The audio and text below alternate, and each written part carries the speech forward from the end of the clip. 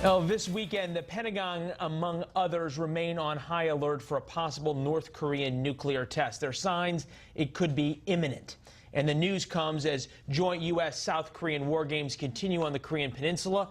And experts warn we may be closer than ever to a point where a war of words turns into a real war. Let's bring in Dean Cheng, senior fellow with the Heritage Foundation's Davis Institute. So we've seen this before. We've seen nuclear tests before. We've seen missile tests before. We've seen all the rhetoric from Pyongyang. The question is, at what point are they going to do something that the United States and South Korea is forced to respond to with something other than words?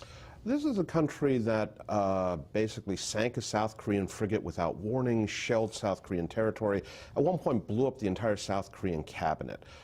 I think it's very difficult to predict at what point they will do something that goes totally beyond the bounds of acceptable behavior. What is their game here? If the game is simply regime survival, why keep poking the proverbial bear that is the United States military? Well, in the first place, past pokes haven't led to any reaction. Do they want a reaction at some point? Do they need it? Does he need that does he need that to improve his standing with his own people? That certainly doesn't hurt, but I think part of it also is keeping the Americans at arm's length. I mean, this is your classic madman theory. If I'm willing to do this just on a random Tuesday morning, imagine how I might react if you actually came back at me. So stay far away from me or else. Well, and we all know that anytime Kim Jong-un is anywhere, there's not a lot of people far for him. We have this picture that we found, and this struck us as, shall we say, unusual. Was this a choreographed, a impromptu piggyback ride, or is there something else going on here from a guy who has purged so many people, even relatives around him? This is a man who has ordered the execution of close partners and even family members with anti-aircraft cannons. So you don't just jump on him for a piggyback ride? Be really risky. So what's the message this picture's trying to send? If everything's choreographed, why put something like that out? I think the message there is, look, we had this great accomplishment, and even senior military and political leaders around Kim Jong-un are just delighted. Look at what we've achieved. Look at how happy we are. I'm so happy I'll give you a piggyback ride. Yep. That's one way to show, I guess, appreciation to your military.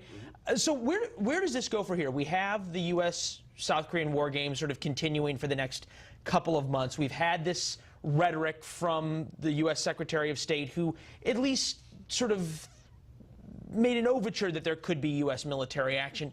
Do we get to that point, or does everybody walk away and decide to fight another day? Well, actually, the administration has already demonstrated greater resolve. It has cut off North Korea's banks from the global financial system. This is hitting North Korea, and particularly the Kim family, where it hurts.